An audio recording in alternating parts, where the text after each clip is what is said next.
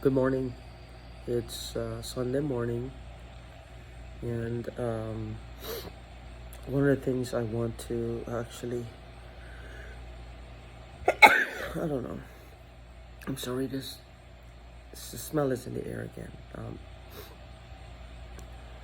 One of the things that I've noticed, it's with the gang stalking, or what I call gang stalking, or a bunch of individuals who is looking for something, because at the end of the day, there is something they want, some kind of there's something they want. Like I said, nobody will stalk us or do these things to us for a prolonged period of time without having a goal in mind. They want us to be completely worn down, completely tired, completely feeling like there's no way out, trapped, just feeling like the only alternative is one of three things: is either become homeless because they are attacking our finances, or if you work from online and they're hacking, you're done, your business is toast. And if you have an employment with you're employed by a company, they can attack that too. Even with the hacking, they can attack that. These people can steal money and make it look like you stole the money. All kinds of things can happen. So one of the things you have to be afraid of, and watch out for. When I say afraid, don't be afraid. Just watch out for is that they can do. They can steal money from the company and make it look like you're the one doing it. This is what hackers do. This is what they do. No mistake. These people are cruel, they're dangerous, and they're just ugly individuals. But at the bottom of it, they want something. Now, you could hold a position in the company that they want. And this is what I know the police, law enforcement, they need to nip this in the bud. They need to nip this in the bud. They need to nip this in the bud now before it gets out of hand.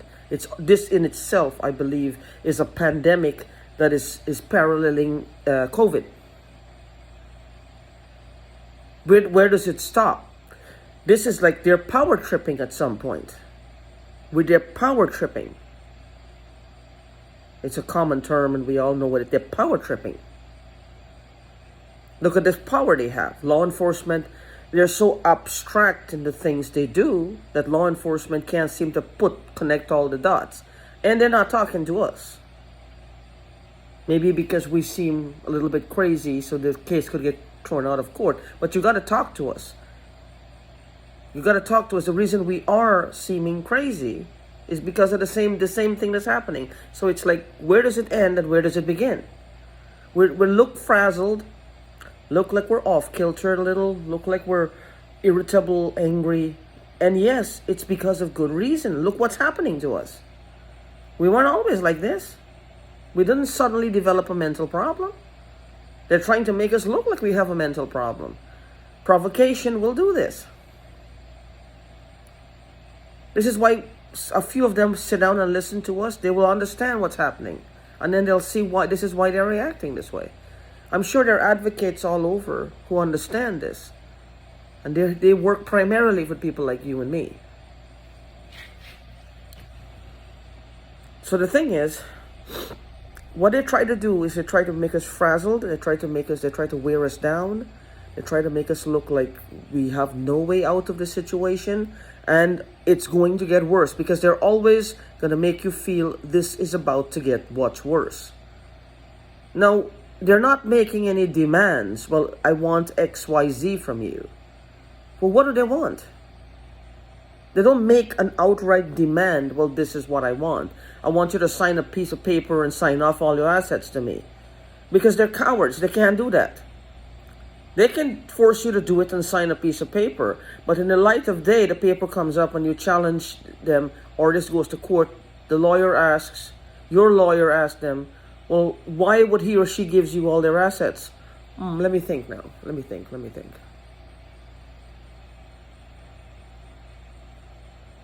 Come up with the most cruel thing. They interfered with one of my children. or they cause a disruption somewhere, or they made something bad happen to my family, right? So you're taking a bribe. You're taking a bribe for some horrible crime. In that moment, what happens in the courtroom?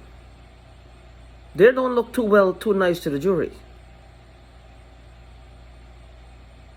They don't look, their accusation will become null and void at that point. Whatever they're accusing you of, it looks like they're taking a bribe. You're being bought off. Because if I'm going to commit a crime against them, it should have gone to court. If they're taking money to shut their mouth and cover it up, then that's on them. That's not you. So no matter what they say in court, why you would sign something away to them, it's going to come back to haunt them. Unless you're doing it in a lawyer's office and there's a settlement. But both sides have to be heard before that happens. Well, person A did A, B, C to person B, and this is why they're getting a monetary compensation. They're settling out of court. Why can't they do that at least? If they feel that they want something and there's a bona fide reason why they want something from us, they can't do that, can they? So the signing of a paper is out, because they'll ask, well, why even I would ask, well, why did I give it to you? If we committed a crime together, give me details. When, where, because if the police ask me, if you were saying one thing and I'm saying something else, bada boom, bada bing, we're both getting in trouble. Because I wasn't there, but we want to, cook something up where I sign all my assets to you or whatever to save my life, then, hey, let's go. But you got to give me a cover story.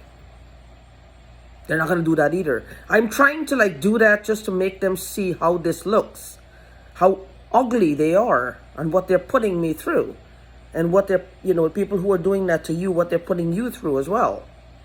It's all, it's just not right to do this. It's horrible, horrible things they're doing to us. It's not right. That's the voice in my head. That's how she minimizes everything she does. She can do the most vile act and then, well, it's not right. And then I would say, well, you really? Well, tell me how wrong it is. And then she doesn't know what to say. So, but anyway, one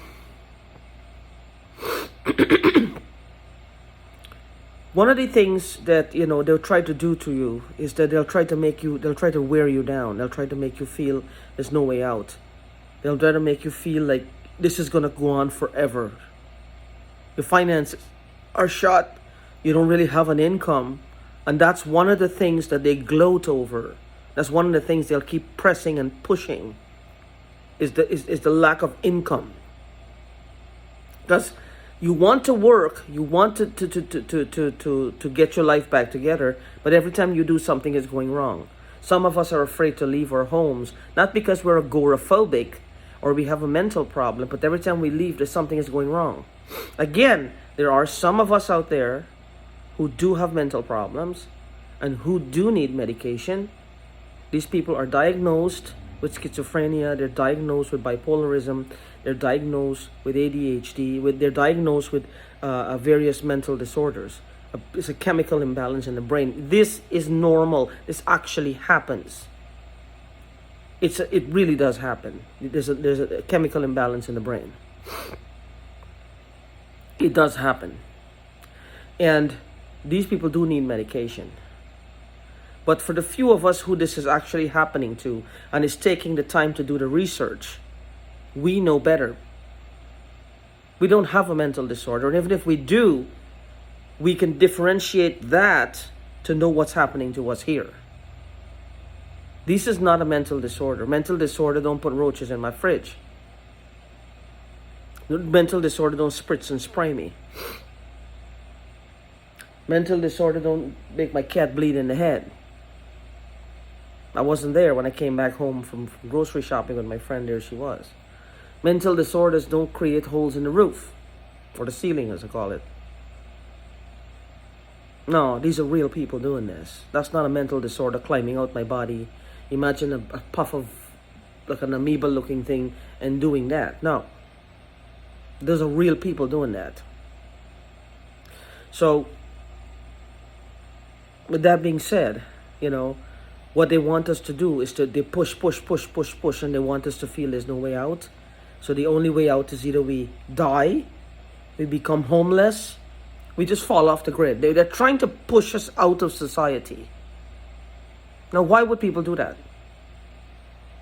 Why would they do that? What would they gain from pushing us out of society? Is it that they, like I said, we have something they want?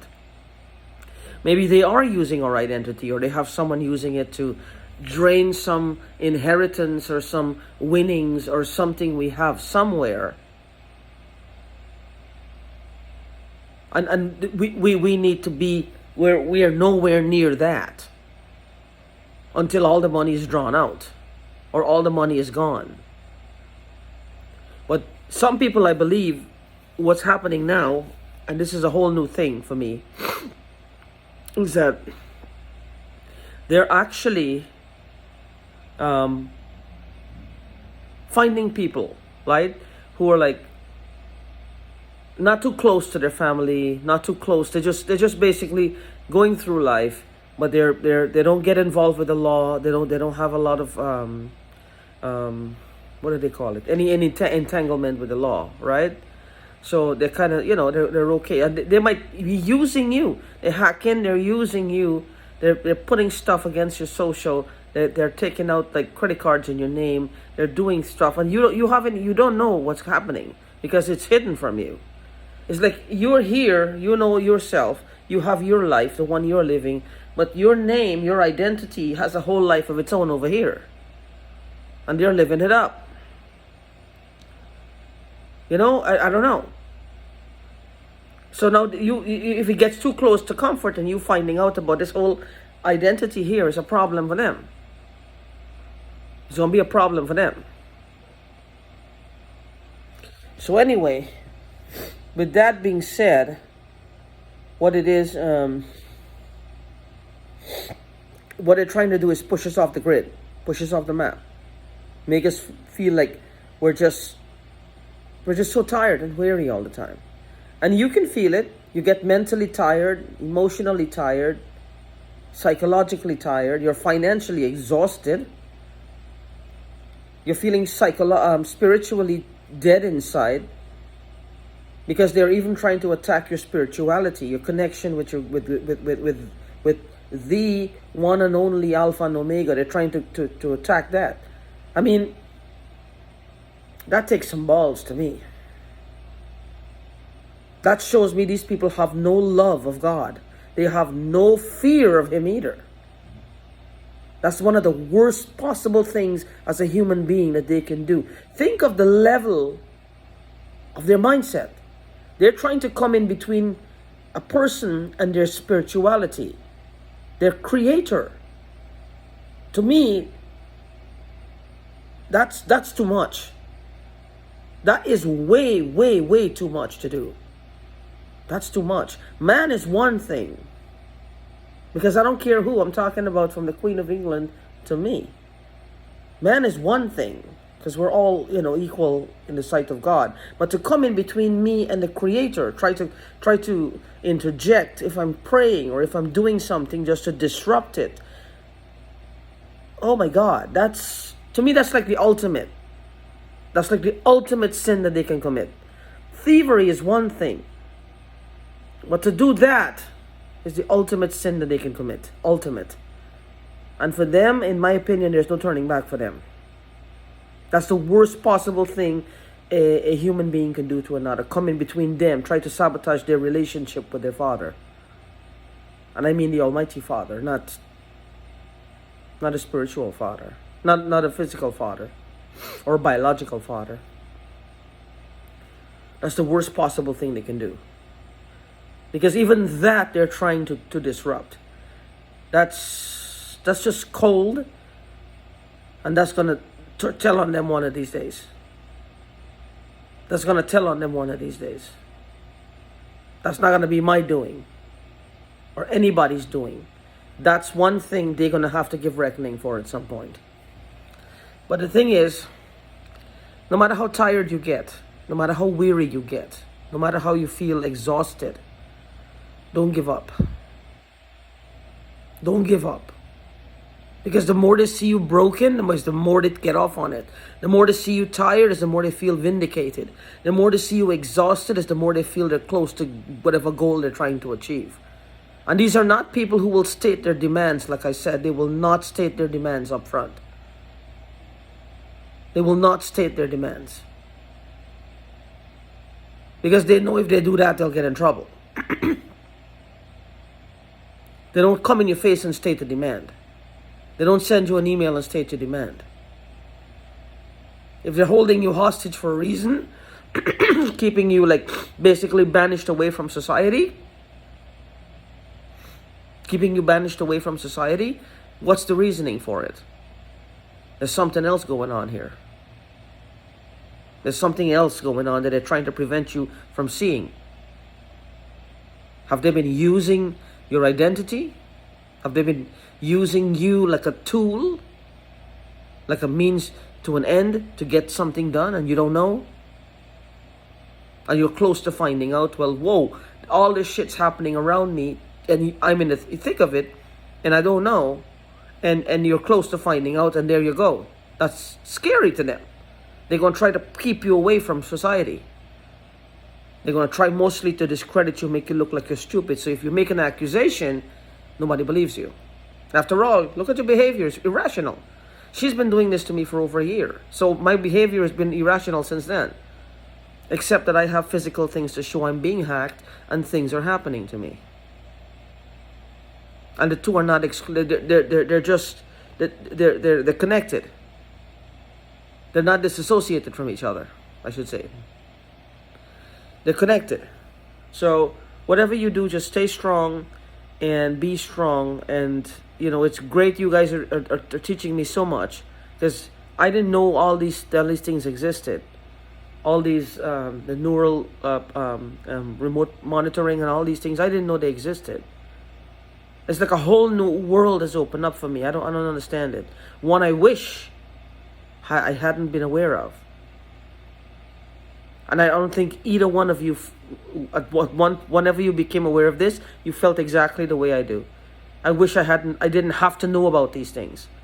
And the only way is if it's happening to us, or you're in some sort of cybersecurity. You're learning of cybersecurity. So in order to learn of cybersecurity, you have to know how they would attack you, what modes of attack they would use, what forms they would use.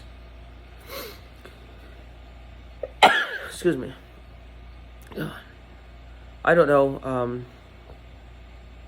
I think it's just dust. Maybe it's just like allergies or something.